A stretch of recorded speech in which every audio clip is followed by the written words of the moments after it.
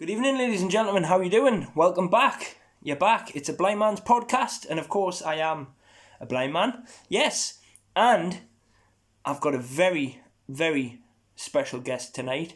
But first, I want to give a massive shout to my sponsors. We've got car-ching.co.uk. They are the largest buying car company in the northeast of England, and they'll buy anything from a scrapper all the way up to a luxury sports car. And a big massive shout out as well to Luklukproductions. They are one of the largest media companies in the whole entire country, and they've served people such as the BBC, Sky, and of course me, a blind man. So, I've got what I would say an absolute local hero. He's a very inspirational man, and he's a warrior in my eyes, and you'll get to find out why. If you haven't heard of him, I don't know where you've been, but we have got the man who survived hell, Mr. Nick Dunn. Good evening, Nick. How are you doing? I'm good, thank you very much. You're very welcome. Thank you for having me on your show. Oh, thank you for coming on. It's an absolute honour. What a story you have. Now, everybody who's probably seen the media knows that you were born in Asherton. So, first things first, I just want to ask you what childhood was like, Nick. Childhood was pretty good.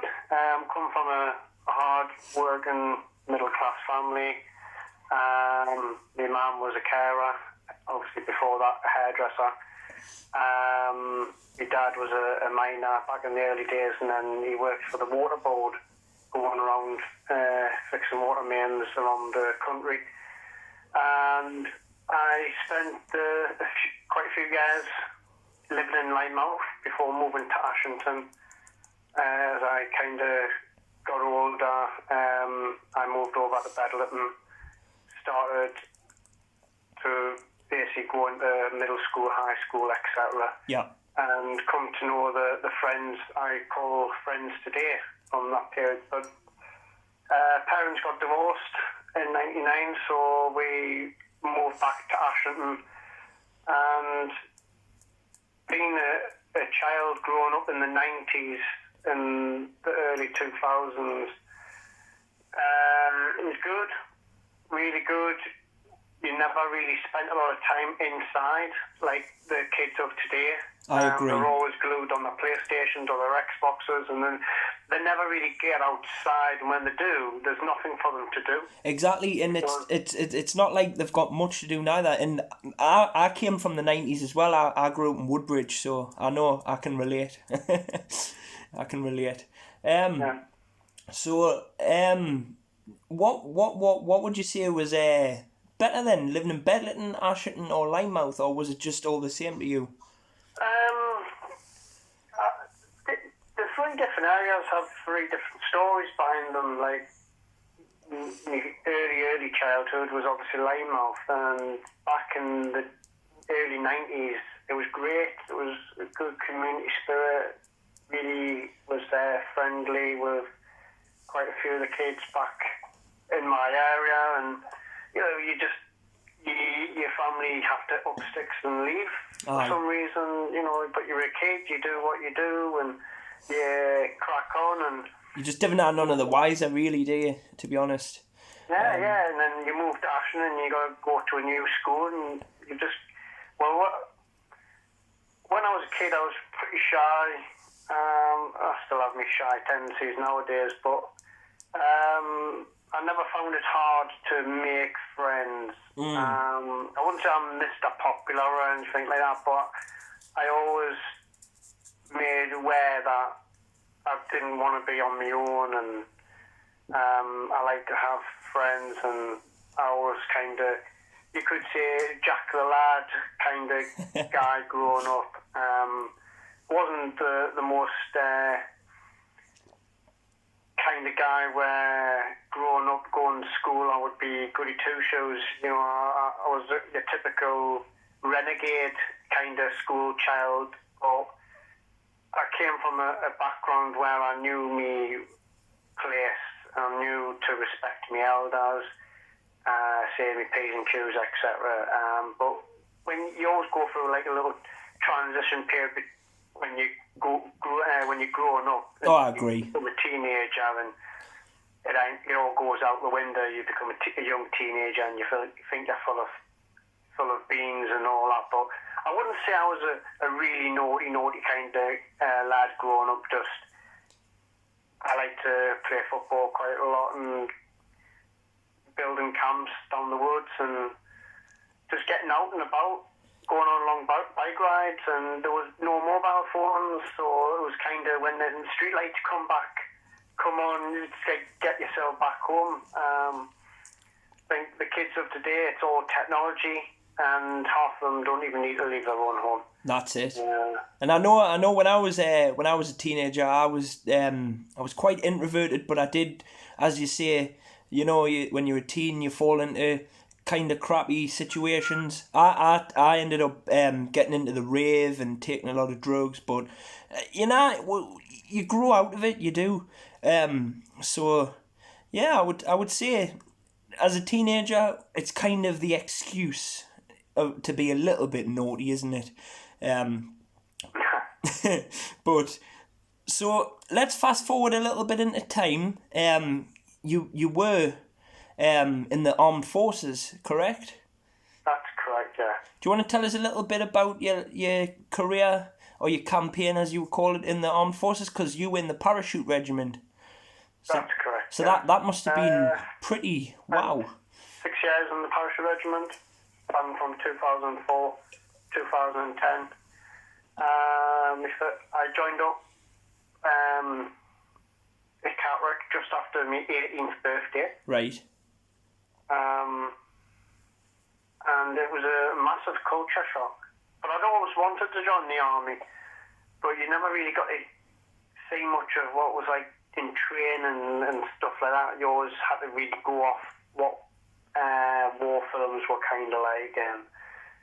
If you're into your history like I am, you could do a little bit of digging yourself. But I want to join the army. I want to be a soldier. That's what I've always wanted to be, and I got the opportunity. And training's hard, but I did make it known that I wanted to join the best regiment. And if you want to join the best regiment, nothing's going to be easy. And you could say I'm vertically challenged as well, so I did find things a little bit harder than others, but I showed grit, drive and determination, core values of being in the regiment that I was in, and like I said, I found it very difficult, but I wanted it more than life, so I achieved my goal. Good on you, fella. I went to Northern Ireland in 2005. I went to Afghanistan, where I was involved in a vehicle explosion. Luckily, all three of us were unscathed. That's unbelievable. It could have been a lot worse. But it was a massive wake-up call. Not that I didn't know what Afghanistan was all about. I'm not that stupid. I know people get injured and some people lose their lives, and I'm fully aware of that. And it just, when you're in that situation, you need something like that to kind of wake you up a bit and think, this is reality, and it's not a video game like quite a lot of people of today think that's what a war is. Well, it's funny, because I actually was going to say that. I was going to say, so is it a stereotype when you see, like, say for example, Call of Duty, Battlefield, you see Full Metal Jacket, Pearl Harbor, blah blah blah. So is it actually portrayed realistically, or is that just fantasy bollocks? It's a bit of both, I think. You get some of the film effects really good. For grenades and stuff like that, when you see grenades, explosions, that's far-fetched. It's not like that at all. But the reality of the whole thing is real. Apart from Call of Duty, obviously. Obviously, you can't respawn. You get injured, you die. That's you it. just restart the level. That doesn't happen. You get injured in real life, depending on the severity of your injury, you may take 3 or 4 of your teammates out of the game to assist you to get you off the battlefield, out of harm's way, to patch you up, or at least take you to where the medics are. In a computer game, that doesn't happen. You just press a few buttons, activate the health pack, and crack on. Unfortunately, real life's not like that. When I was involved in the explosion, when you see in films where it kind of goes into slow motion, like with it like that, that does happen. Really? Wow. Things do start and slow down, and when you hear people talking and it sounds really slow motion, that does happen. And do you hear that? Do you hear that noise as well? That you do get it. Obviously, we were in explosion, and yours do ring, definitely. None of this. Oh, there's a bomb. I can see the bomb. I'll have time to jump out the way. That doesn't happen. It just happens in an instant, and it was just a big plume of smoke. Obviously, sand everywhere, and I was lying on the floor of my vehicle because I was top gunner, and you just kind of check everything. That's the pride and joy is still there. First thing I checked, because you're not a man, you don't have your bits and pieces. I don't care what anyone says this day and age. That's science. I agree. Chemistry, biology, whatever you want to call it.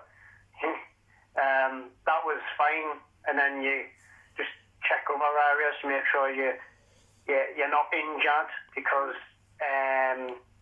sometimes you can get injured, and then once you see the blood, that's when the reality hits. You panic. You're injured. I was lucky, and the other 2 guys, they were lucky as well. The brunt of the explosion went up the engine block, so it was just a bit of a rocky ride, a bit of an experience, horrible experience, but something to take away and say, wow. I'm assuming the first thing that goes through your head when you're in that situation, obviously you said you check your bits and bobs and blah blah blah. In your head, I'm assuming you would think, oh God, me family, like what are they going to think when they have to hear this, Yeah, I didn't really tell my family until I came home, or shortly after the incident that happened. It's not something you want to rush and tell your family. No, when not you're really. Halfway across the world. Mum and Dad, I just nearly got blew up today. Yeah, it's not something that it's just the kind of just inform them that you're all right, but you don't give them the full information, because it doesn't matter. I was out in Afghanistan. My parents were worried anyways, but they didn't try and stop me, because they knew I wanted this from a young age, so they were all behind us. But I'm fortunate that I never was injured, and I never had to witness anyone get injured, but there has been people in my old battalion who has unfortunately lost their lives for Queen and Country, and God rest their souls. People have been injured from my battalion as well, but that's real life. We're a regiment of 3 battalions and 1 TA battalion. So when you hear other battalions getting injured and the odd person getting killed, you kind of think, well, okay, yes, we are working with special forces. When's it going to come? You do. It does. It's not something you all discuss, but it's in your own back of your mind. You think, we're going on high-profile operations here. Who's going to be the first one, kind of thing? Who's going to? we're gonna, we're not invincible at the end of the day, regardless if we're just a normal green wolf soldier and or working with special forces. You're a human being at the end of the day, and if it's your time to get injured or if not worse, then that's life, unfortunately. And you signed on the dotted line, and you know what's at stake. And I think a lot of people don't understand that, who is non-military. They just think, oh, well, you're military, blah, blah, this, blah, blah, that. And I'm thinking, well, you've got the future that our forefathers gave us, and you can sleep at night because of our current soldiers. There's stuff, we sacrifice our freedom, we sacrifice our, sometimes Christmas. I know I was in Iraq during Christmas and New Year, so I sacrificed my Christmas and New Year to do a job I love. So people didn't have to do that. And people need to, I think, show more respect to the military. Definitely, Remember, I agree. 100%. We are there just to follow orders. Real talk. Whether we like it or not. I was all for Afghanistan. You come out the army and you do look back and you do change your opinion on things, and I certainly did. And I just thought, well, Afghanistan should have been dealt with a lot quicker than it should have been, and less people would have died in my eyes. But I'm not a general. I'm not a government official, so what am I supposed to know? I'm just a person running around dodging bullets. Do you know what, Nick? I tip my hat to you and I salute you, I really do, and it's got to toughen you up mentally and physically. But a bit of a miscellaneous question to your army career. Was there, now it's probably hard to answer this, but was there any highlights, like positively? It's probably a hard one to grab, but did you have any good times out there? Oh, of course, definitely. That's the thing about military humour. We laugh in the face of adversity. We laugh in bad situations. You've got to. You've got to be mentally tough. Mind being not mentally tough, later in life kind of comes and bites in the arse, I suppose. Yeah. For certain people. You can never escape it, but being military, we have banter, we have good laughs, we're on operations, we're able to do some fitness and stuff like that and have a laugh and a joke. And I remember coming back from Afghanistan and we're in the Oman, had a 14-hour layoff in the Oman, and we all got absolutely smashed. And I fell asleep on a chair and I got thrown in the pool and I didn't move, so they had to jump in and get us. And apparently I was sick all over the place, and lovely. I had to get the next plane home because apparently I was too drunk. Well, why not though? Do you know what I mean? The stress you go through, you're allowed a tot of rum at least. Do you know? And did it ever stop you from doing that when you're over there? Did they tell you that you're only allowed to drink certain days and have a couple of smokes? We were away from the rest of the British Army, so we had different rules to them. Right. But while if we were on the main camps, it was dry. It was dry. But we had just going for more. It was more apparent when we were in Iraq. We built a bar in memory of one of the SAS guys who died a few years previously.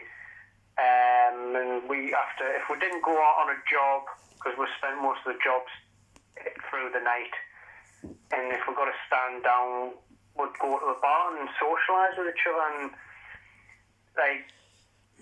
we're having a few beers and a laugh and some music on and downtime, relaxing, you're in a war zone, so to speak. But so what's the tipple in the war zone, or did you get packages sent to you off your loved ones? Like, did they send you beers, or what kind of beer? No, there's always ways and means of getting alcohol in any place. There's Right. always someone trying to make money. So Because I know in some of them countries over there, it's illegal, isn't it? In some of the countries over there, the alcohol. Yeah. But we were on a big camp. Just the Americans didn't drink. We did. You know what I mean? The Americans, like, no offense to the Americans, because I've got a lot of American friends and I've got American family, but sometimes I think the Americans are very dry-humoured and they don't know how to have a laugh like us British. They haven't got a good sense of humour to the British. I think they're quite boring. Aye, I would agree. The ones I've came across anyways. Unless they just can't work out a British military sense of humour. Well, it could be that, like, but I've just always found them a bit... soldiers that either constantly in uniform or to get out their uniform they've got to wear that PT kit. Right. And they can't wear like civic clothes like what we do. So we're just cutting around in t-shirt and shorts just when we're not on duty and all that. And obviously you do get looked at by the American soldiers to like who are you kind of. You got scruffy hair and facial hair and stuff like that. Who are you? But then they kind of knew who we were and what units we were working with, so they don't bother. So is that still in rotation as well? When you're in the army, you've got to have a clean shaved face and a buzz cut, or because I would have thought that would have died out after World War II. Me. Well, no, it's slightly different now. I think the rules are so relaxed because so many people going, well, I want to go beard, I want to go... I'm thinking, you're in the military, you're wearing a uniform, you've got to look spick and span. Exactly. Okay, if you want to grow a moustache, you're going to have to make sure you can grow one properly. If you can't grow a certain length of a moustache in so many days or a week or so, then you've got to shave it off. Wow. On operations, depending on who's in charge of you, to wear facial hair and grow your hair. So what about hair? Are you allowed to have long hair if it's tied up like in a bun or in a braid or something? Keep your hair short and neat. You've got to wear a beret. But I've seen the way some of the military is now, and look if half of them can fit a beret on their head with that hair that long, and the army life nowadays is totally different. When I left in 2010, 10 years ago, and it's just gone, in my eyes, pretty soft. Right, aye. So would you say it was? With me in that way. Obviously, with a parachute regiment, it's still tough to a certain level, but there's a lot they can't do, especially when they're in training and stuff now. If you did something wrong, you used to get a dig or get put on the shell, which is like a wombat shell, and you do physical activities with that. And now it's, I'll take your money off you, I'll fine you. Taking someone's money off them is going to be a lot worse than beasting them fitness-wise, you know what I mean? So you've mentioned the present armed forces. Now, how about the way they had it in the world wars? Would you say you had it soft compared to them, or in comparison? Still, I would say it tough, but they were more gentlemen back then. Right, aye. Just because, I see them shouting in the faces of the soldiers, and I'm thinking, really? Is that going to help? Well, it depends what the situation is.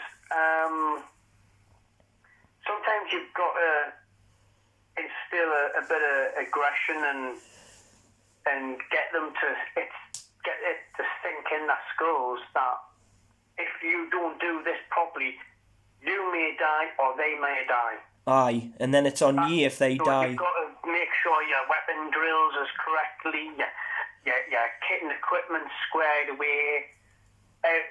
You're constantly doing exercises and drills to perfect them, so when the real battle happens, all your training will come and save your life. Just come to light. Anyways. But I salute you for that. As I say, it must have been hard, but well done for what you did, and you should be proud of yourself for that. So, I'm going to quickly touch upon, you mentioned exercise. Now, I've noticed you're quite a big fella. You've been pumping them guns during the lockdown, surely? Well, I've been doing home workouts. I did home workouts during the first lockdown. I'm not doing it every day. Like, I've not done anything today. It's different when you're in the gym because you can do so much at home. I can be a bit more relaxed. I still work hard. Still go through the motions, but. Now, are you like me? Do you do it for the body or for the mental health? Because I do it for the mental health, you see. Well, when I was younger and first getting to lift weight was all about the short piece muscles and you're only young and you don't get to know things. Your body's still growing. I couldn't get to a certain size and like bodybuilding kind of size. During my time in the army, obviously, I'd be more fit. It's all about genetics, really, isn't it? If your body can do it or not. There is some people with really genetics, and you think, wow. And I put that work in, and I've been training since I was 18. I've been more bodybuilding training since I left the army at the age of 24. But it's hard work, and for me, it's not just about looking good naked or having, for me personally, I was a skinny guy with no confidence, very shy. So going to the gym for me, it's not gave us a need or some sort and think, oh, look at me. But it's gave us a bit of confidence for being able to talk in groups. I can totally relate. I can, because I'm the same. It makes us feel better about myself. I don't look like a skinny rake or an ironing board. It makes you feel like you're a bit of a tough guy, and if you get into a situation, people might look at you twice and think, no, Well, that does happen, but it's all portrayed wrongly. They go, oh, look at him, he's got muscles, he must be hard, and you get all these idiots drugs trying to kick off, and you think, for God's sakes, man, go away and just enjoy yourself. I haven't got time for... Especially on a night out, because they tend to look at you like the bouncer figure, and you always get one dick that's had 10 pints and he thinks he can fight you like Mike Tyson. Sorry, but I've just had that in the past. I don't get it nowadays. Yes, but I don't know why, but I don't get it now. I can go out happily, have a good night. When I get the chance to go out, obviously. Well, that's it. Which isn't, take away this whole COVID lockdown malarkey. I don't go out that often nowadays anyways. But I still try and get out now and again to change of scenery and, you put your hair down now and again. I will say one thing though, Nick, thank God for muscle memory. But right, so I'm gonna move on, and obviously you know what I'm going to talk about next. I want you part of the Chennai 6. Now, for those that don't know what that is, do you want to go into deep detail about Chennai 6 and how you ended up in, I'm going to try and say this right, Puzzal Central Prison in India? Yeah, you said it correct there. Chennai 6 was a name given by the media / government. Because there were 6 British involved in the whole 4-year nightmare. We were doing anti-piracy work, basically armed security on vessels, protecting the crew and contents of the vessel from Somali pirates. And we were actually on our company's holding vessel, support vessel, where you would get off the client vessel onto their, hand in your kit and equipment. They get locked away in pelly boxes, and only 2 people can have access to that room, the tactical deployment officer or the captain of the ship. Mm-hmm. So whilst on that vessel, I'm getting a suntan, eating, chilling, fishing, mainly catch squid. You're just in between jobs, so you're just chilling out between client jobs. And the vessel itself, it needed fuel and provisions, and we obviously, those who need to do that, got in touch with the company gets in touch with an agent, land, and then they procure the food, water, fuel, whatever the vessel requires. And this was happening in October 2015. Mm-hmm. And I went to bed, wake up the next day, and we've been boarded by the Indian Coast Guard and been told to go to the port of Tuticorin for further questioning. And upon arriving at the port, we had a massive welcome committee. I must have counted over 50 people. So that was definitely a setup then? Yes, because there's absolutely no way all the media and different organisations from around India could get to that place and time. They've definitely fitted you up there then. They've definitely fitted you up. They've been given a head start with things. But you don't think that you've been set up. You just think, oh, what's going on? What's the company done wrong? I need to make sure that I'm hunky-dory, I'm not doing anything illegal, and if I am doing something illegal, why am I doing something illegal? So when they climbed aboard, what was your instant reaction? Did you flip your lid, or did you stay cool and collective, and like as if to say, like, what the hell's going on? I wasn't really bothered, to be honest. I just went with the flow. What can you do? Exactly. Most of the time when you come to these kind of countries, or in our case, get forcefully brought to the country, normally they just want money at the end of the day. They come for a little sport to make things look like, get you a bit sweaty a bit. And next minute they just go, oh, how much to make this go away? Also, it's like a bribe. Then they'll go, $4,000. Then you would ring the company and they go, all right, they want $4,000 to make this go away. And then next minute the bank transfer's done.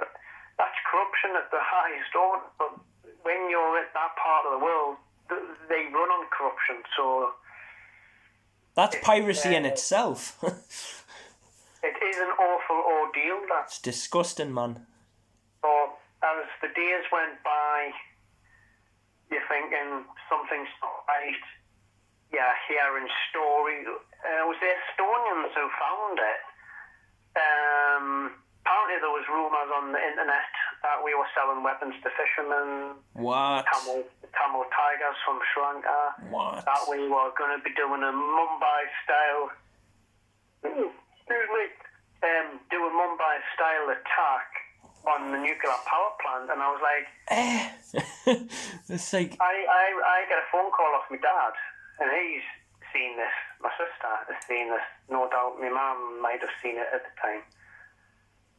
Their brother, son, involved in selling weapons, potential terrorism, doing naughty stuff halfway across the world. Mm-hmm. As a parent, you're going to take whatever comes out of their mouth. And they asked me, are you doing anything illegal? And I went, no, I'm not. I'm here to protect the cargo of the vessel and the crew of the vessel. Nothing more. But in reality, the Indians are practically accusing you of terrorism, and you did no crimes whatsoever. You committed no crime at all, And no crime was committed by us, at all, nothing. But they played along. They got the carpet and they rolled it down the hill, and you're thinking, when's this carpet going to end? how can they get away with so much for so long? But they did, and that's how their country is run, through corruption. So what did they do? Did they just instantly escort you to prison, or was there a court case? We went on the buses to the police station, and that was fun because they're all shouting us we're in Tamil. Sign this and we'll ruin your lives. And we're like, sign what? It's a blank piece of paper. Well, I had no food, no water, very little water, no company representative, no translator. Mind, one of the crew of the vessel was from Tamil Nadu, so he was acting as a translator of sort. Aye. Which wasn't fair on him because he was involved in this as well. So he's obviously giving them all the spiel and then coming back at you, and at the same time he's going through the same crap that yous are going through. Yeah. We needed someone who could talk their language and get our point across. Apparently, whether it's 100% true or not, according to the rumour we heard that the embassy was denied access to us. What? So they denied British delegates from the embassy to come and see us. That's surely illegal in its own. In its own right. So I was going to say that's surely illegal. I'll just take it as a rumour.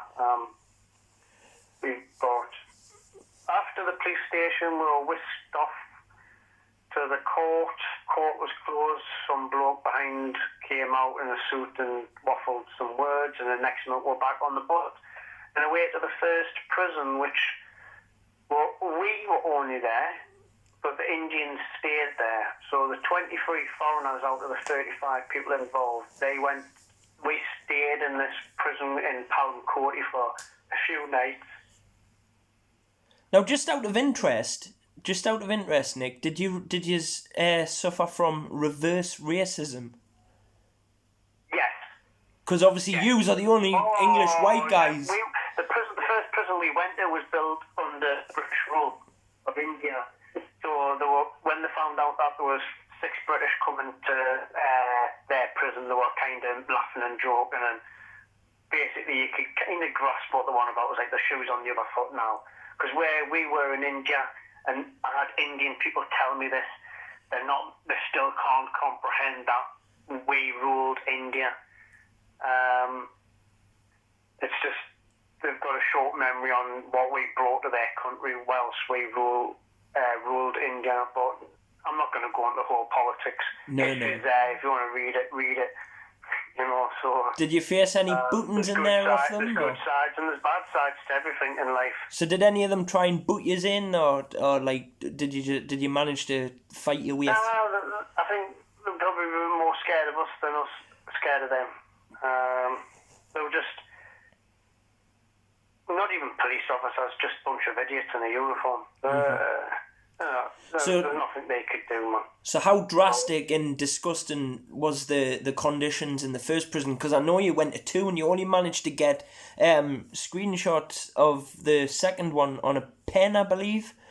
Yeah, I had a spy pen when we got convicted. I had a spy pen, so I was able to take pictures and a few bits of video. For the first 2 prisons, I was only able to do that, but I've just got my memory to so go off. give me a picture in mind of what we couldn't see. Well, you couldn't see how dirty it was. You can imagine how dirty it is, but you can't smell it. Aye. So I say it's the first prison, but it's technically the second. The first prison in Palmcourty, we were only there for like 2 days, and then we went up to the central prison, Puzhal too, till we got bail. So we spent like nearly 6 months there, and it was like a mile from our compound to the kitchen for us to cook food, and you would walk past all the other Indians out and about, and they'll be urinating against the wall, and bah. It was absolutely vile. It was disgusting. Pardon me French, but you could literally smell piss and shit. And I'm not exaggerating. I'm not lying. It was absolutely vile. Surely it would have put you off your food now. And what kind of food do you get in an Indian It didn't prison? put me off my food because we only were eating one meal a day and we had to eat. And if you didn't, you wouldn't last long. And was it the stereotypical food you get, like rice and curries and Bombay We aloos? could have had rice and dal 3 times a day, but we don't. That's not food to us. Nah, it's just bread and rice to us. It's nice, but you know, you want pie and chips and peas and you know. So what we had to, none of it, or Gordon Ramsay or any other high-profile chef, were just guys who try to rustle up a bit of food to feed us all, and we had to make sure everyone got enough food. So there was none of this help yourself, because people will take the piss. So one guy, once we've made all our food, the majority of the food that we made was a stew kind of like food because of what we were given. Potatoes, carrots, green beans, cabbage, cauliflower if there was any there, tomatoes, onions, a measly bit of chicken. I was gonna say, where's the meat here? So majority, it was like a stew that were made, and it's not the greatest. We're not chefs, but there was where you just chuck a load of condiments when you were able to buy them from the prison shop, or family people would send them, and I remember receiving parcels, and all the sachets of tomato sauce and brown sauce and all that. People would be sending them in my parcels and stuff like that, just so you could add a bit of condiment, bit of flavour, try and make the food taste a bit nicer. But the food, we had to make sure we all got fed, and some of the guys were big guys, and at the end of the day, I don't care if you've got a bigger belly than me, you're getting what I'm getting. And exactly. In the first prison, we made ourselves into cooking teams, but we were cooking for 23. Whoa! So you can imagine, you've got to how do you square all this food to feed 23 people? Which, when you look at it uncooked, it's not a lot of food, and you think, how the hell do we make this to feed 23 guys? So there was times where it was tough. I'm not being nasty or horrible, but I bet there was a few people every now and again thought they were a bit of a hard man, and they were like, "Oh, you give me that, or I'm gonna," No, not really. Just some of them grumbled in their own tongue, but tough shit. I don't care. Fair's fair at the end of the day. Greedy, mate. Simple as that. Fair's fair, the situation you're in. Going to see reality. Exactly. We all need to get fed. If there's any left, we would see it. Mm-hmm. Whoever was cooking, so we made little cooking teams. Every day we did the breakfast, which was chapatis and boiled eggs, which the chapati man, he used to do the chapatis for, and we would boil all the boiled eggs, and would boil water, and would make coffee or tea. So that was like your breakfast, and then you go for your lunch, and then you got to prepare all the food, then you got to go and cook it. It's all time consuming. So if you manage to get any biscuits from the prison shop, you'll be eating them during the day until you get your one meal of the day, and that was it. So if you didn't buy anything else, or if you didn't receive any parcels, you're going to be starving. And I've got in a file that I brought back from India of all our weight, and it was because obviously where we got our vegetables we had to weigh, so we always to go and stand on it and weigh ourselves. And I lost 10 kilograms in the most unhealthiest way. I've never lost 10 kilograms that quick in my entire life. I felt ill, felt weak. We all got ill because our immune systems were shot to shit. It must have been awful, like. It must have been awful.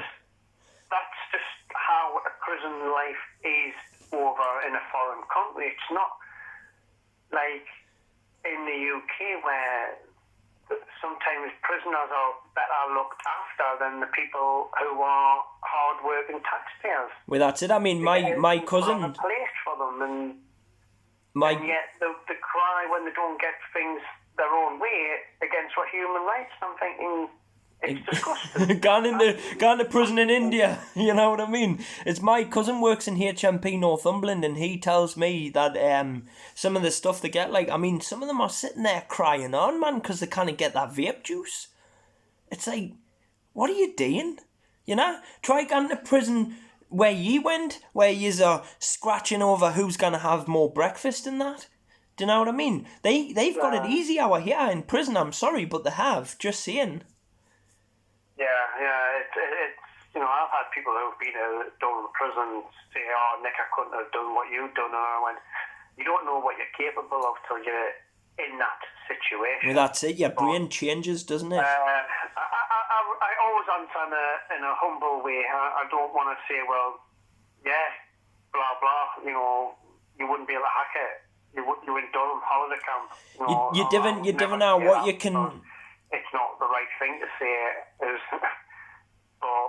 Well, I truly believe you don't know what you can put up with mentally until you're actually going through it. Yeah, exactly, and that's my answer to everything, especially the questions when they say, "Oh, I don't know if I could have done that," and I'm like, well, how do you know? You know, exactly. Unless you're in that situation, which most people in their lives never find them in a bad situation. They might go, "Oh, I'm finding it a bit tough this month." And then you got to go, well, what you've been spending your money on? You've been getting your hair done, your nails done, and this, how much, I tally all that up. Lads, I've been buying new trainers. Why do you need to buy new trainers for? What's wrong with the trainer? Oh, well, and that's the lifestyle a lot of people live, and then they realise when they're scrapping on for money, it does put yourself into perspective when I'm in a situation where I've got to stretch things. Aye. I've got to make my packet of biscuits last. I can't just shovel them down my throat and go to the shop and go, well, I'll buy some more. Exactly. I have that option. Sometimes the vegetables would be rotten, so then we'd have to kick off and say, you're going to have to get fed, because we will be informing our embassy that 23 mouths are not going to get fed, and would make a stink. In not a nasty way, but... No, you just had to get your point across, you know. Take the vegetables and say, would you eat that? No. Well, how do you expect us to eat it? Exactly. And I heard you say there before that a lot of people tend to waste some money and then complain. Like, when I was younger, I was all about the brand names and that, but now I'm 30, and do you know what, Nick? I'm not being funny, but I couldn't give a toss if there was a name on me shirt or on me jeans, you know? If I'm dressed and I'm looking smart and I'm healthy, you know, what does it matter if you've got a pair of brand new £200 Nike Air Max? What can they do different to the £25 Lonsdale shoes, you know? And this is the mistake people make. If you're a good runner, you're a good runner. If you're not, then you're not. Exactly. Now, I need to give a massive shout out as well to Lisa, because what she did is just unbelievable. You know, that woman, she deserves an MBE or a medal or something, Nick. She asked me right at the beginning if I'd done anything wrong. I said no. And then she says, I will make you a promise.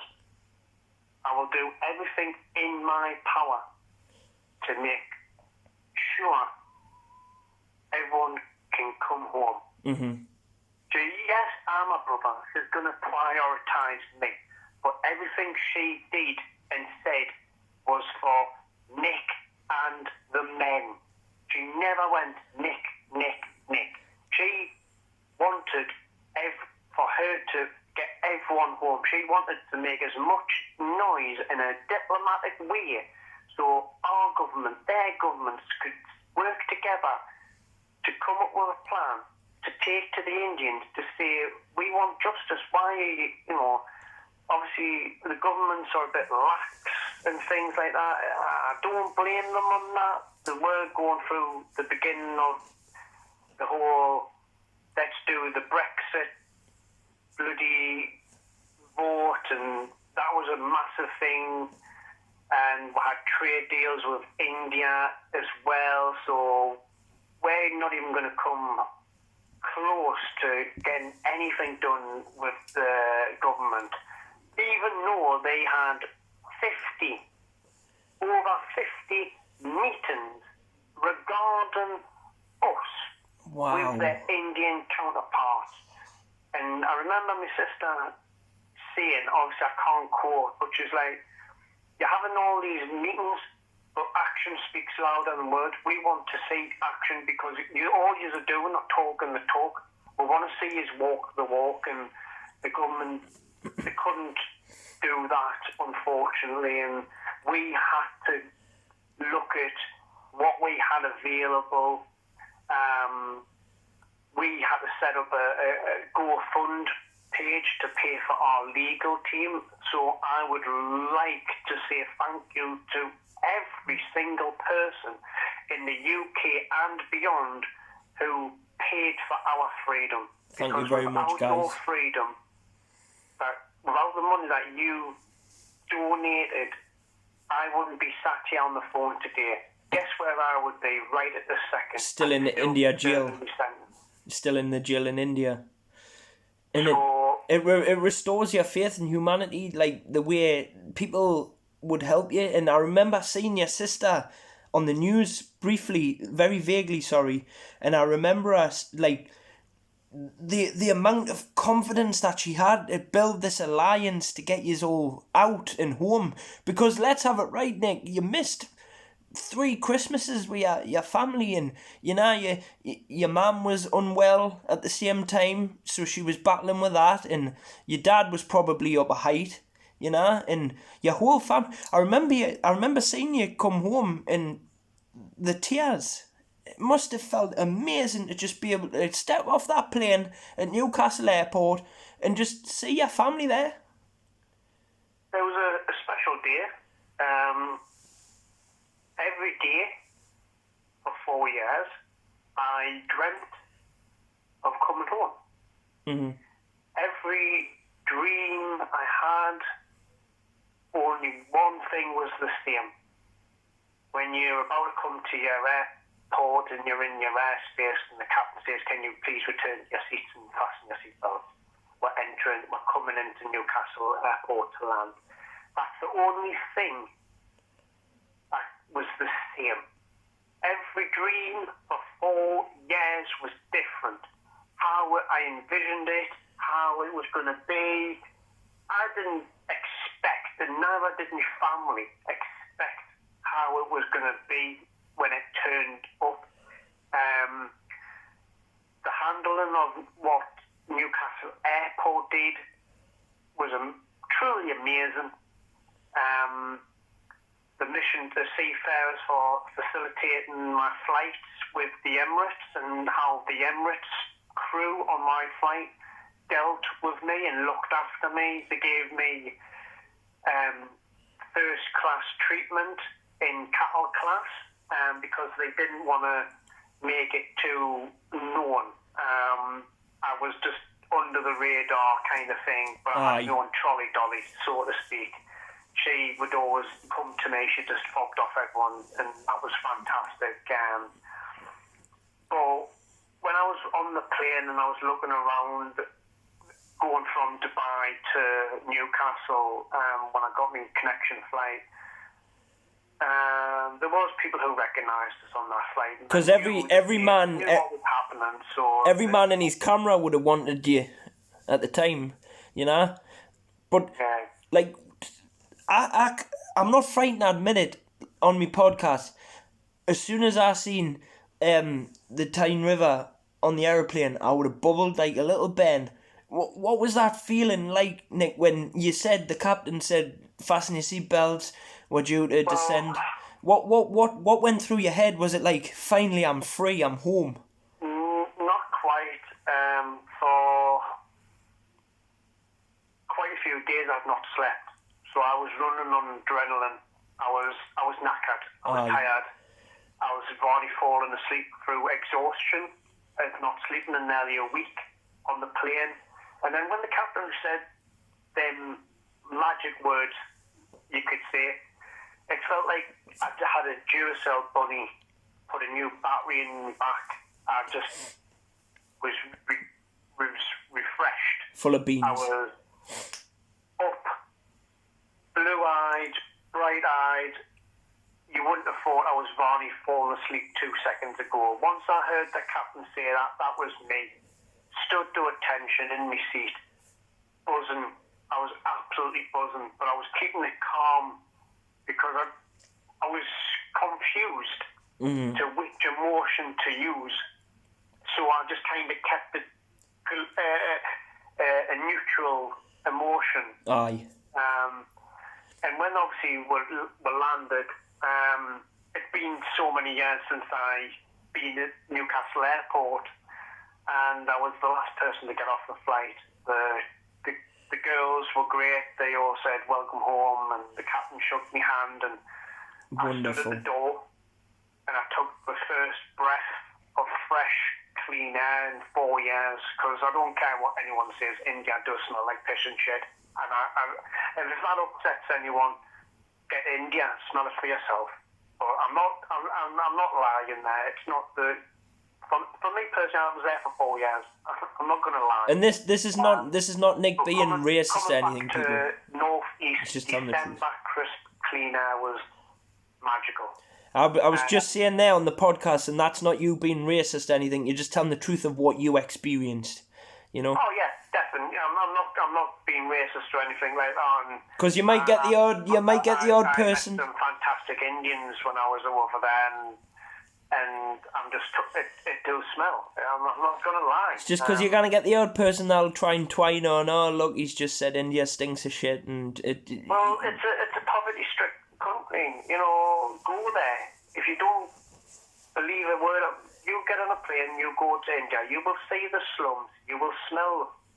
And unfortunately, that's because their government do not care. They would take. I'll take this money and line my back pockets and give nothing to the people. That's what I experienced in India. But as I was stood at the top of them stairs and I took my first breath of fresh air, I was starting to walk down the steps, and the airport guys were clapping their hands saying welcome home. Brilliant. Which kind of made us choke a bit. Aye. Because I wasn't expecting that. And I got on the bus with everyone, and they were looking at us, but they weren't going, "Wait, hurry up, man!" Because I was unaware that I had to jump on a bus with everyone else. So I was the last person off the plane, and they're all sat on the bus thinking, "Is this dick gonna hurry up and get off?" But I wasn't aware that there was a bus waiting. You know, that's how long it was since I've been at Newcastle Airport, and then it was basically a little small drive to the airport terminal. We all got off, and I was picked up by the airport staff and took me to where the baggage handler would, where you collect your baggage. Yeah. And I'd like to thank Newcastle Airport for the dealings that they did that day for me. It was absolutely 10-star. You know, you say that people would have been thinking, "Oh, hurry up, blah blah blah." To be honest with you, Nick, what you didn't realise while you were incarcerated was that 6 out of 10 people now knew who you were and are, because while you were out there, what your sister raised, with all the awareness, you actually became quite, I dare say, a celebrity, a famous person around these parts, because we were all following your story. And I know I sounded like a complete Wally earlier on the day, and I says, what was it like being in prison in Thailand? But that's just because I have so much things to do, and I've got a mental illness myself that I wouldn't say ignorantly forgot. It slipped my mind, you know. So, Yeah. but I was following the story on the news, and I did see a lot of things about it. And I'm sure, if I remember rightly, you actually went into Tyne T's news and did an interview. The day I came back, I did live on Tyne T's in BBC, Look North. The day I got back, and I was absolutely shattered. But they wanted to speak to us. They wanted to, so they did a lot of support for me and Lisa. So it was only but right. a small price to pay for me being Barney falling asleep to go in the studio and give a little interview. It's the least I could do, Exactly. all the support they did over the 4 years and the time they had. So how long did it take to recognise reality, like the fact that you were back in Ashington, you were back and life was, let us say, free? It was shock. A big shock. Learning how to wash my clothes in a wash machine. That was quite of a funny moment because I just stared at my washing machine looking for inspiration, and I had to ring my brother to find out how to use it. And was he like, "Oh, you're daft, Nick"? I spent 4 years using a bucket to wash my clothes. That's it.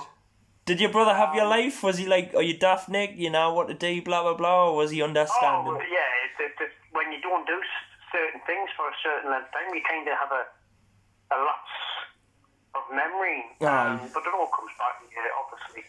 It's just like riding a bike, isn't putting the kettle on, a hot bath. People were always asking us, "What's the first thing you do when you get back?" And I went, "I want a hot bath." You've got to have a hot bath and lie in your nice warm bed. I don't care where you're going in the world, what you've done. There's no better than your own bath and bed.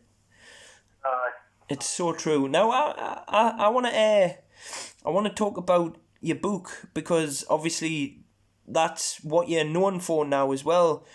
Surviving hell.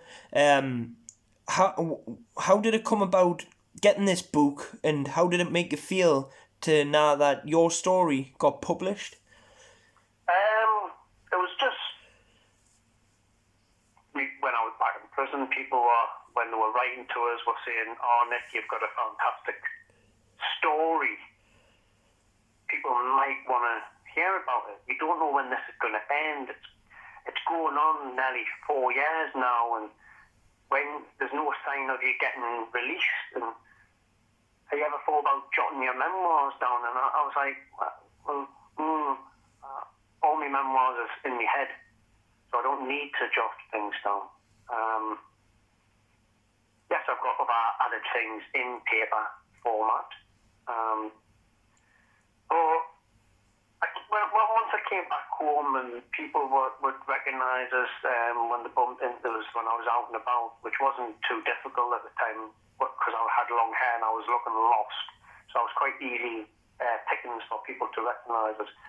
But like when before they would say "see you later," they would just say, "Oh, Nick, you should think about writing a book or something." I just went, "Oh yeah, we'll think about it. We'll think about it." And then, like, the more people kept on saying that, and a few people would say, "Oh, it could be a film or documentary or something like that." That crossed my mind, I won't lie. Is prisoners abroad not being in touch or anything like that? And I just one day spoke with Lisa, my sister, and I just said, "Is there anything we've got nothing to lose, and potentially all to gain if it goes well. So we'll put a lengthy synopsis together, and then we'll use the power of Google and finding publishers and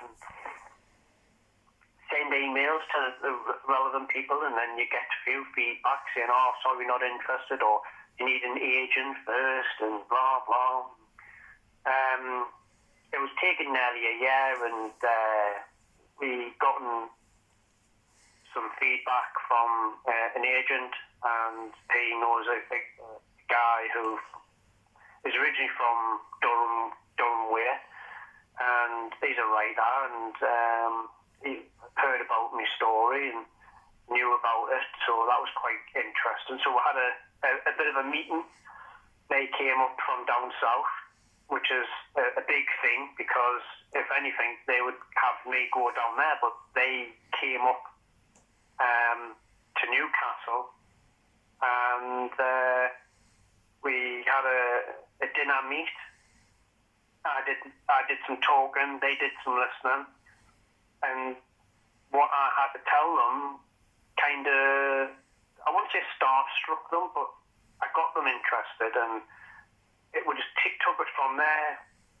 Basically, create a contract, get that signed, find a publisher, which then is the big task, to get a book published officially. Once we got that, then it was getting it all into format, as in writing it down with the guy that helped me write it. I'm from Ashton, and I'm lucky I can fasten my bloody shoelaces, never mind write a book. But I told the story that the guy who helped me, Howard, he basically just put it into chapters and, paragraphs, etc. And I kind of said to him, I said, I'm thinking about having my book in this kind of format, because when I was in prison, I read quite a substantial amount of books, and quite a lot of these books were formatted quite different. Where the main chunk of the ending was at the beginning, and then you would go back to the very beginning to find out how, and then you would read all through, and then you'd be rereading the first couple of pages again at the end. So it kept the reader in suspense, because they just start off with a bang, and they want to know why they got to that situation, and that's how my book is. It's actually very clever, that. It's how my book is, and so basically when you read my book, you basically find out why we're getting convicted, but it doesn't leave a lot open. So you've got to then carry on reading it to find out why I'm in that situation. And the reviews have been pretty great from fantastic, amazing people who've been kind enough to leave reviews. These are not people who I know. I've got to say, that actually sounds better that way. I've never thought of that. That's very clever, starting from the climax, the cliffhanger, and read how it happened. Now, I'm not going to lie to you, Nick. I would never lie. I've never read the book, but there's a reason, okay? Because I'm actually partially sighted, you see. So, my concept here is, can we get an audio for people who are dyslexic or blind? I inquired the other day again with my agent. We need to get an audio book done. Hopefully we can get it done in the early months of next year, because you are one of those kind of people who mentioned it to me, as well as people who are dyslexic. I said the same thing to an author. Can't be bothered to read, but will rather listen to it. You got to remember, people listen to podcasts more than ever nowadays. I agree. They do the same with books. Unfortunately, it won't be my handsome, sexy voice talking on the audio book. Unfortunately, I've got too much of emotional contact with that book. So it won't, unfortunately, be me. But hopefully someone as good who can tell it. It needs to be someone from the northeast. It does have to be technically someone who's a northerner. It would be a bit daft having a Scouser talk. And I was running through the jails of India, and it totally wasn't fair. It just doesn't sound right. It has to be someone who's local, or in the northeast. Well, I don't know if you've heard of an author from the Northeast called David Jewell, but I did a podcast with him the other day. He did a book called Death Rattle, and I asked him the exact same question, and he says he's working on it as well, and he wants someone like oh man, I suggested Alan Robson, and he said Kevin Wheatley from Ovrida's End Pet. But the other reason I think is good for an audiobook is because sometimes people might be going on a long drive and they think, "Oh, Surviving Hell by," stick that in the radio and we'll have a listen to that. And then obviously you've got people like me. I so want to read your book, but it's gonna take us about a year just to read the first chapter, Nick. Yeah. So I want to listen to it, and I can picture this story being made into a film, and I know that sounds cliche, but it really does sound like a movie. Would you ever consider doing that if you got asked? I'm up for anything really. I'm easy to be contact. I'm on LinkedIn, I'm on Facebook, I'm on Instagram, I'm on Twitter, and if anything decent was to come up, I'd pass them on to my agent. Mm-hmm. So things would be dealt with a bit more of a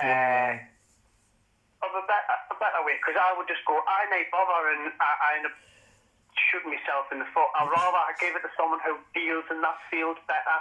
Yes, it's easy for people to contact me, but however, I will then pass it on to my agent, because if obviously contracts, monies are involved, I'm not going to take something on and then tell my agent about it, and he goes, "You're joking. You do, so that's the whole point of them agent." And he's very good. I won't like say first name terms, and he came up to Newcastle with the guy who helped me write this book. So for them doing that went in mine and my sister Lisa's book a long way, because it's so easy to go, well, I'm based in London, come down to London if you want a publishing deal or anything like this. But I guarantee you the contract will be probably not as great, and I've got to then spend money to then get to London. Yes, They're exactly. not going to pay for me. Exactly. So for them coming up here, I was very fortunate, and anything that, but hopefully, fingers crossed, I don't, take away COVID, I can only talk about what I had in the pipeline. I know it's affected every single person's lives, and people have lost jobs, and people have found it really, really hard, and my heart goes out to those families who've struggled this year. But I can only talk about myself. I can relate on the heartache for others and say, look, I'm really sorry that couldn't have happened for you. But I've had loads of stuff cancelled. For all I could be, I could have been on the TV more. I could have done book signings, mental health talks. Without a doubt. And around the country, that could have potentially happened, but it didn't. So, but I never gave up. I've had to self-promote myself because I've been unable to do it. Yes, I haven't been publishers who did a little bit at the beginning, but majority of the time it's been down to me to get my name out, to get my book promoted, and when other people buy it and share it, it helps as well. And this year is like a year to forget, and it's a year that we'll all remember, but we all want to forget. Doesn't mean that's it. It's over. Next year will be a total different year, hopefully a lot better. So all the stuff that I potentially could have done this year, there's no reason why we can't do it next year. Well, I'm going to definitely agree with you there. It's been probably the hardest year of everyone's life. We've all been affected, and it's one of them years what we'll all remember, but we all want to forget. And I totally agree with you. It's definitely that we want to forget. Well, I'm going to say it to you, Nick, as well. Remember as well. I'm going to say it to you as well on the promo side. I'll speak on behalf of Coast Radio. You've always got, we've got your back. Coast Radio absolutely love I would say you as a person and your story, we've always been, I would say, on your side. And I want to ask you a funny question as well, because I think I'm getting towards the end of my podcast with you. But do you think your sister Lisa would be interested in coming on my podcast and telling her side of the story? She's quite a woman in demand. Storytelling, obviously, her work, she's quite demanded at work. And right. You're not the only person that every time I've done a podcast, one or two have turned around and said, is there any chance we can get Lisa on? Because what people do not realise is I was stuck in a prison. You didn't really hear from me.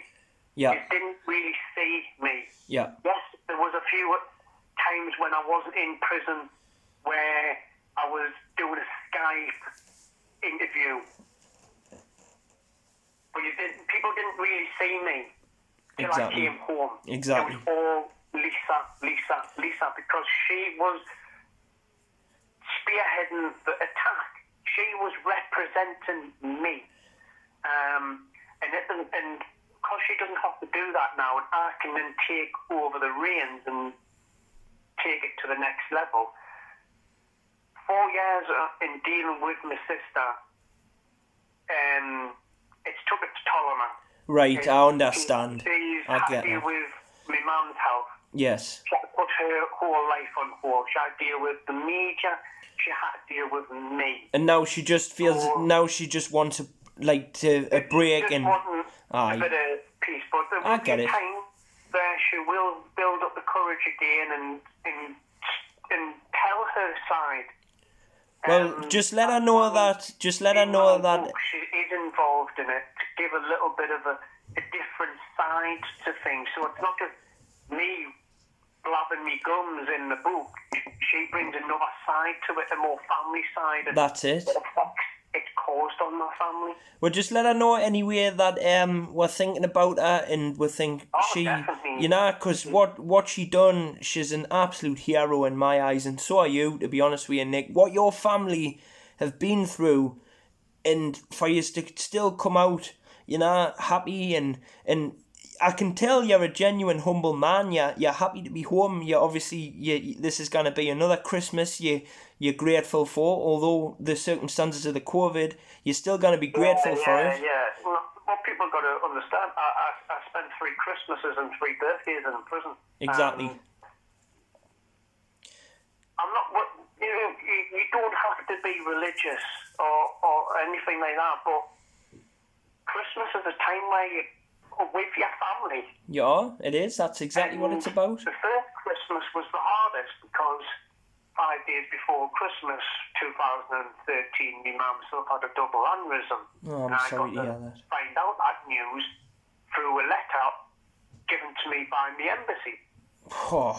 So every Christmas was hard because it was 1 year away from my family extra, and then coming home just before Christmas on December the 7th, 2017.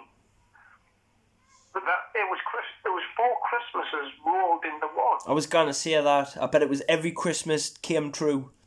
It was like amazing. You know, you could see the love, the happy family. You know, Christmas is a time where you see family members, which you don't get to see that often throughout the year because people may work down the country, people may work abroad, but Christmas is the time of the year that for family comes together and unites as hopefully one in a more peaceful way. But we always got that family member who likes to kick off. Oh, yes. And you would just put them in the corner and say, just drink that drink and shut up. Exactly. You're away game in the morning. And you know what? You know what now, Nick, right? People will probably see Carl as a liar, say yeah, whatever, but stuff it, they can say what they want. I couldn't care less if I woke up on Christmas morning to no presents, because at the end of the day, if you've got all your family there and they come around and you can all have a little, cold can or a glass of wine together, you can have good food, you tell each other stories, make each other laugh. Do you know what more do you want? And I bet there wasn't a dry eye in your house on Christmas Day when you came home. What? Oh no, it was magical. What more do you want? It was magical. Obviously, I had 4 years worth of 4 years worth of Christmas presents to open, right? That was irrelevant. I had my freedom, my health, and my family. Exactly. I hope this year people can really, especially when they've got young kids, just for one day, take COVID away. Mm-hmm. Spend it with your families, especially with those who have got little kids. Make it magical for them. And then the next day, then you can waffle on about COVID and how crap it is and this and that. But for one day of this year, just forget about all the problems in the world. Exactly. And make it magical. Make it a family Christmas. And Divin think that you can't spend time with your family on Christmas Day, because I bet you every punt to a penny Boris Johnson will be sat with his family, and I think he's... Exactly, like for one day, just relax, if you want to take your precautions, then do that. That's up to you. No one's going to judge you for it. But I tell you what, obviously my parents are divorced and stuff like that. According to Lisa, she thinks she's going to be making a Christmas dinner. I've told me dad she's not, because we'll be waiting all day. The thing about my sister, Lisa, she can't cook. Oh, is that a statement? She makes Jamie Oliver's 30-minute meals in 2 hours or something, so I can't be bothered waiting. So I've said to dad, have a word of that. You do the dinner, I'll go around picking it all up and delivering it. But what I think is going to probably happen, since we're on a relax, my mum and my sister will probably go to my mum's sisters for their Christmas dinner, and me and my brother will go to my dad. Either way, it's going to be lovely jubbly. Well, you've got to just make do with what you've got. And exactly. To be honest, I'm not really fussed about presents and Christmas. As I'm getting older, I'd rather just see all other people's families and happy little kids, seeing the little faces light up. It is, exactly. It's great when you see them on their new little bikes and they've got their little bike helmets on you, and then you're thinking, how lovely is that? It is. Oh man, Nick, I think you're absolutely class. You're quite like me actually. You've got the same perceptions in life, and I'm at that stage in my life where Christmas is great, but I wake up and I'm like, wait, it's just another day, but I get a posh dinner. Exactly, a good old dinner and a cold can of... I'm not bothered. I'm not Mr. Grumpy or Scrooge or anything like that. I just think kids deserve Christmas. They do. It's magical in there. And it's a blessing. It's a blessing that we have in our country that some don't. And do you know what? What's better, right, Nick, than going to see your family, having a massive posh dinner, like you said, a cold can of Budweiser or whatever your tipple is, and you just chill, Yeah, well, the TV. You watch some of the Christmas TV. We all do. Some people like whether they do a Christmas #1 song or what. I don't even have a clue what the music is nowadays. I think up-to-date music's crap. Well, I agree. That's my opinion. I agree. But as soon as if the TV is on and it goes to the news, it's getting switched off or a different channel. We don't need, because even when it's Christmas Day, they'll still slip COVID in. They will? They cannot not. They cannot help themselves, man. They cannot help themselves. So my advice to anyone for Christmas Day, switch the radio off, switch the TV off. And have a bit of family time. When it comes to news time.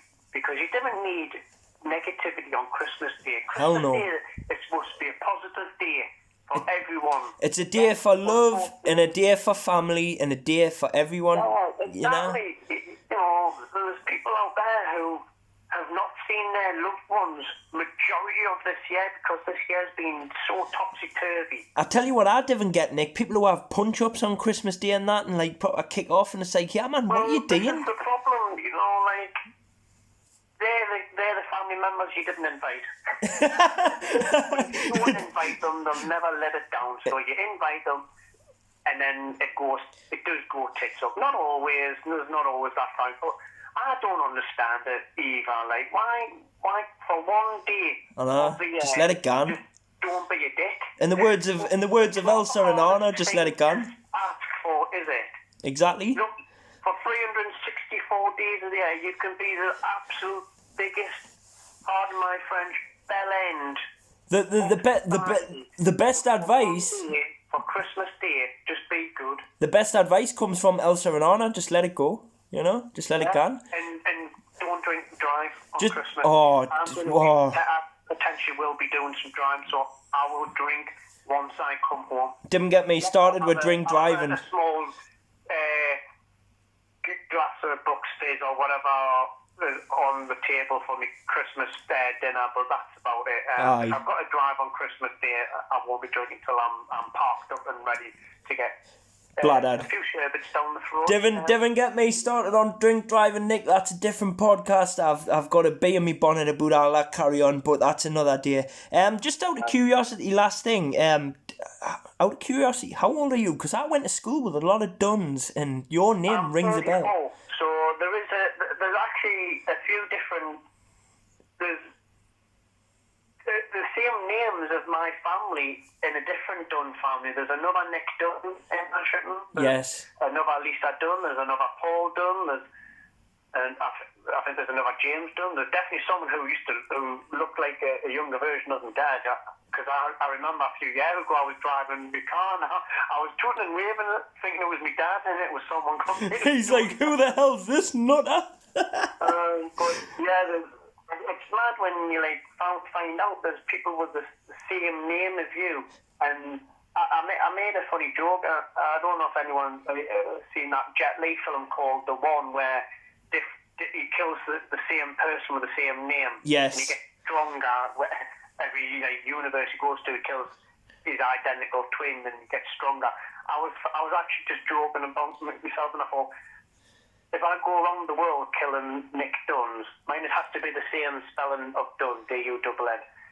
If I go around killing all Nick Dunns, will I become stronger, or will I just never see the light of day because I'll be back in the prison? Or would you become Dunn? Done. Yeah. I'm well and truly well done. I'll tell you what it is, and I'll actually, about the names and how it's weird hearing another name. My surname is not a massive popular surname up here, because originally my family's from Kent. So one day I was in Asda up the street, and honest to God, no word of a lie, the woman was talking to one of the, the security guards, and he went, "Oh, what's your name?" And she went, "Bass." And I went, "Huh?" My ears perked up like a little lamb, and I was waiting, and I thought, whoa, that's rare, that, because there's not many Basses like around these parts. Certain things that you don't hear that often, it gets you tweaking a bit, like. I just thought that was mad, but Nick, I want to thank you very much, and remember, you're a warrior, you're an absolute hero, and I don't need to tell you this, but I want you to go and enjoy Christmas with your family, and I'm going to let you get on with the rest of your day, because you've got more important things to do than to waffle on with me for hours.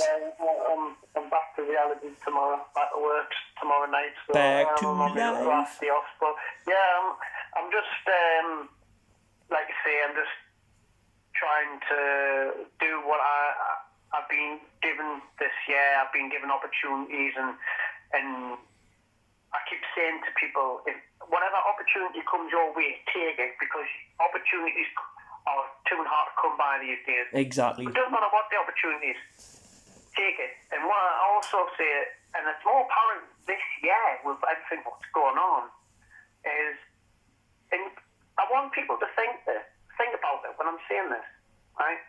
In every negative, there's a positive. I agree. And people might go, I don't understand what you mean. Right, here's this quick little example. COVID has wrecked this world this year. Mm-hmm. It's all lockdown, or can't do this, can't do it. There's the negative. Mm-hmm. But the positive is... People's been decorating the house. People's been doing their gardens. People's been doing this, doing that, around the home. Stuff that might have eventually done in a year. Stuff that their lass... In a couple of months. Stuff that their lass has been nagging on in that year about for donkey's years, and they've actually got it done. And now they've got the opportunity to... So there's your positive. Yeah, I built a set of drawers. Yeah, but you've been palming that off for months. Now you're at home, you're on furlough. Build the drawers. You've got nothing else to do. There's a positive. Exactly. In a shitty, negative situation. And once people start to understand that more and think about it, like, a lot of bad things have happened this year. It's sad. But you've got to take that tiny bit of positive, because that little bit of positive can have a snowball effect. And like what's happened to me, I came from a 4-year negative period of my life, and I was given an opportunity, and I put my memoirs and my experiences and my story, so to speak, in paper. It's now in a book. Which is a out positive. since March, and I've been using that opportunity to show what I went through and the massive injustice that we were dealt with, and hopefully, like, I was in a lockdown. I was in a prison. I didn't have mobile phones to willy-nilly take a call to me parents. I didn't have video calls. I couldn't just put Netflix and chill, and I couldn't just ring Just Eat. I couldn't do that. So when people are at home in lockdown and they go, I have to, bite my tongue a bit, because I know people can take things the wrong way, and I don't want to come across as a bit of a dick. But in circumstances, when I think people on social media saying, I'm bored, I'm sick of this lockdown, blah, blah, my heart goes out to you. I totally understand. You've never been in this situation. We've got to remember, I used to be in the army, right, in a trench in desert with no family, no creature comforts, bare minimum of anything, and I had to do my job to the best of my ability. I've got to apologise to you in advance as well, Nick, because believe it or not, I actually used you as an excuse this evening to my daughter. No, it's totally fine. Me 13-year-old daughter come downstairs earlier on. She went, I went, what's the matter with you now? She went, I'm bored. I went, Maya, seriously, are you taking the mick? You've got a PlayStation 2, a PlayStation 3, a telly, a radio. I says, I'll tell you what it is. Do you know my mate who I'm podcasting the night? I says, he was in an Indian jail for 4 years with not even a sheet, you know? I says, you want to thank yourself lucky? And she went, whoa. I says, see, next time you tell me you're bored, make sure you're actually bored. Well, I say to people, and I try and word to where I don't. It's not all about me. I went through a bad situation in life. Other people have gone through a lot worse than I would think. But a lot of people say, "Oh, Nick, you blah blah this. You've gone through hell and back and this and that." I said, "Yeah, I have." But it was my hell. My hell is totally different to what your hell might be. But it's still hell at the end of the day. And like, this year's been hard. Lockdown for me personally, without sounding full of myself, it hasn't been too bad. I've been quite fortunate to work throughout. Yes, I love going to the gym. It releases endorphins. That makes me feel happy. Serotonin, the lot. My release of anger, my stress release. Going to the gym for me keeps my body healthy, my mind healthy. Snap. Right? And it's a shame that the British government closed the gyms, because there's a lot of... If you go to the gym and look after yourself, you are not adding to the strain that the NHS could be under. But look at it this... Health. But look at it this way, Nick, right? Look at it this way. Sorry, but I'm just going to quickly say this before I forget. Right? I went Asda today, right? Hundreds of people. You go to the gym. How many people are in the gym? Be honest. Less than 20. Exactly, and you're always social. Even before the coronavirus, you were socially distanced in the gym, apart from we had gym partner. Yeah, I know, but certain people can't see it that way, and you wonder, and a lot of people are like, well, why is everyone making such a big deal about the gyms closing? Because it promotes health. It helps mental and physical health. It also promotes mental health.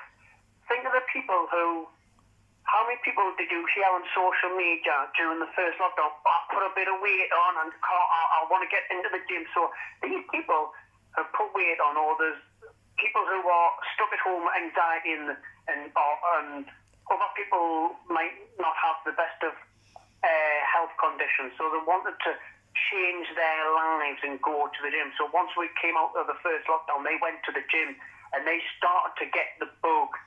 They start to feel good about themselves. They notice differences in their self, in their health and their mental health. Well, here's one for you. The world just goes, we're going into a lockdown again. And these people have built up the courage to go to the gym, because a gym for a lot of people is bloody scary. Gym's my sanctuary. Gym's my sanctuary. To them as well. But here's one for you. I'd say the exact time around about now last year, me and my cousin started to become close after, mind you, I'll tell you, a 10-year neglection, and we just finally started to become close again when I moved back to Ashington. And our closeness was because of the gym, because he used to do weightlifting competitions, he's won British championships, blah blah blah, and he was helping me. And I reached my personal best on the bench, which I was frightened of when I went on my own mere ad, right? So I reached 130 kg on the bench, right? I was smashing the bag. I was coming home. Mrs. is saying, "You all right, Richie?" I'm like, "Oh, I feel $1 million." And then lockdown came. I haven't been to the gym since March. Even when it reopened, I turned around and I said to myself, "What's the bastard point?" Yeah, well, I've put 2 stone on me. Who built the courage up to go to the gym, and the gym closed, and now it's this time of the year where you come for eat and stuff like that. So these people who have changed their appearance and got healthier have now gone back to square one. You just think, what's the point? In a lockdown, which, I'm not being funny, was not a lockdown. The only thing that was closed were hairdressers, the gyms, restaurants and bars. Everything was open. What kind of lockdown mockery is that? And if people can't see, you're having your eyes pulled before I just can't get my head around it. It's just like they're laughing at where. Oh, without a doubt. Come across as a COVID denier, definitely not. It is serious. People have been dying. However, I take everything that you're being told with a massive pinch of salt.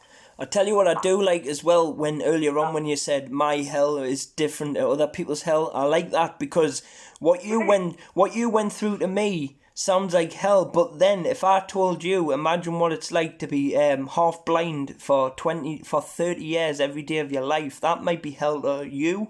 Well, it would be, especially when I paid laser surgery on my eyes because I was blind as a bat now. Well, I've got an eye disease that has no cure, and it just gradually robs us of my sight whenever it feels like it. I could be blind tomorrow morning. People have different disabilities and ailments, and like people are saying, "Oh, well, these people can do fitness at home." I'm thinking, hang on a minute. They might not be able to because of their potential disability. Just because someone's got a disability doesn't mean they can't dine out. Exactly. They have to use gym machines because of their disability of some sort. I can't swing dumbbells around vigorously in my house. I might bloody knock me wife or kids out by accident. I'm quite fortunate. I've got resistance bands, and my friend gave us, he's got a little home gym, he gave us a little few weights, and I use my knowledge what I've gained over the years to create little home workouts, and I do that. Not religiously like I do when I'm going to the gym, but it breaks me day up when I'm not at work. Yes, it's not ideal doing a gym workout in your living room, but it's better than nothing. At this time of the year, when I had a laugh when the government go, yeah, well, we can just go outside. Do you know how many hours a day we have of daylight? What if these people are still working? You can just go outside, Richie. You know, let's let a blind man do You can go and do fitness in the dark. People don't want to do that. I know. Especially this time of the year, man. Who even? I found it. No, I didn't resort to shouting back at these people on social media when I saw these kind of comments getting thrown at people. But I'm biting my lip, and I'm thinking, how dare they? You know, they're the kind of people who sit on their arse and don't go to the gym, but thinking that, oh, well, they can just do fitness outside. Aye, okay, they'll do it in the dark, really. Cheers. Day it in the rain, day it in the snow, you know. I've had the same thing, Nick. Exactly. A couple of months ago, I had to turn my cheek out because someone wrote on my Facebook because I said gym closed again and put a sad face, and someone went, all you ever getting on about is the effing gym. It's like you're obsessed. Yeah, do you know what, mate? I am obsessed in the effing gym because it makes me feel amazing. It makes me think that my wife is attracted to me, although she already is, but mentally, you know, and it makes me feel strong and confident when I'm out in public. So yes, I do like the effing gym. This is how my life is. I used the gym as a way of getting confidence when I was younger. Same. When I was in the army and stuff like that, I couldn't talk in groups. After what happened to me in India, I've been able to talk in big groups. Yeah. Yes, it's still a bit of nerve-wracking, but I've gained the experience through life to be a bit more confident, and the gym gives me confidence. It makes me feel happy. When I don't go to the gym, I've not worked out today, but I've been busy, so I'm not feeling too disheartened. I haven't worked out for about a fortnight. It's too late now to be pissing about in my living room, and I'm in an upstairs flat. Exactly. You know what I mean? Exactly. But, so what would you class as an alright good workout for me? Like, I mean, obviously I know how to do my press ups and all that, but my problem is, Nick, in the last couple of months I've got a bit of a beer belly. Don't drink beer, stop eating crap. I've put on 2 stone. Everyone asks every person who goes to the gym these questions, and they look on these forums and they see all these bloody fads of, you know, stuff like that, and I'm just like, change the way you eat, but make it balanced. So you can have that little chocolate bar. I did a balanced diet during lockdown. You see, I'm not asked about chocolate. I didn't want to diet too much because in case I did get a few sniffles and people started going, oh, I've got COVID. And I've had my nose hairs ripped out by the Turkish barber, and my bogies don't have nothing to latch on, so I'm constantly going... Or either that or you get accused of being a dust head, but that's a different story. Exactly. But you see, chocolate doesn't chow me too much, Nick. My main issue for me is, I do like me pie and chips and, you know, that kind of... This is the thing, if you've identified something and you want to make a change, make a change.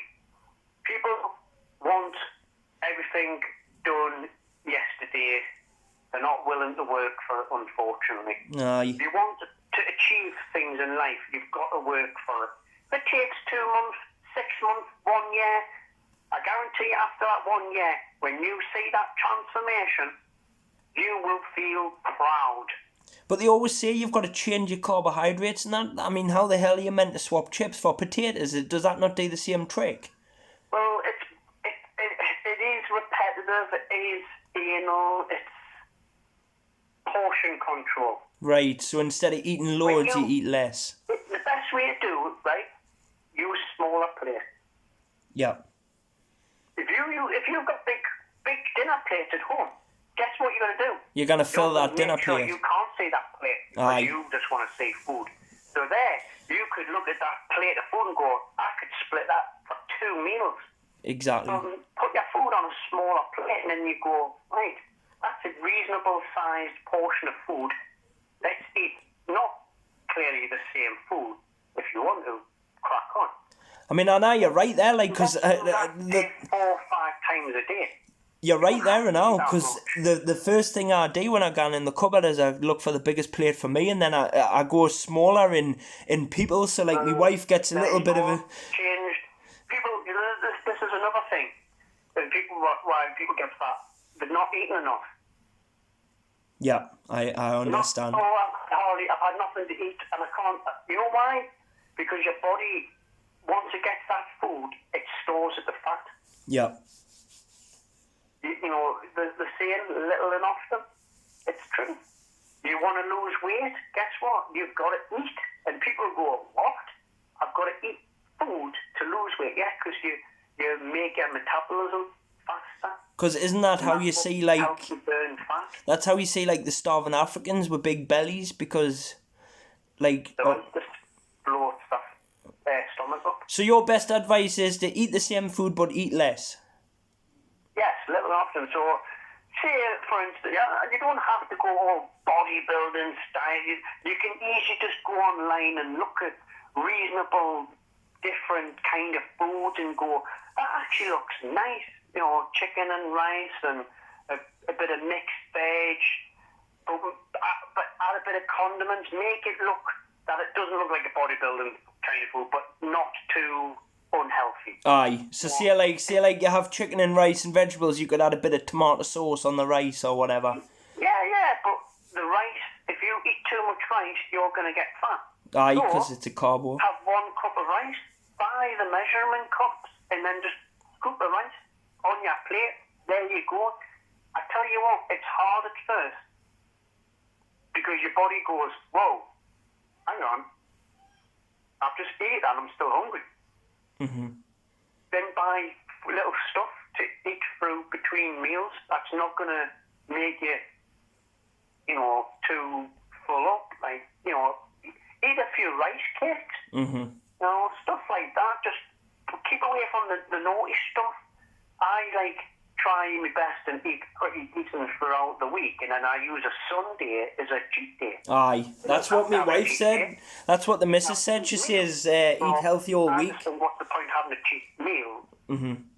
I'd rather have a cheat day. It works for me.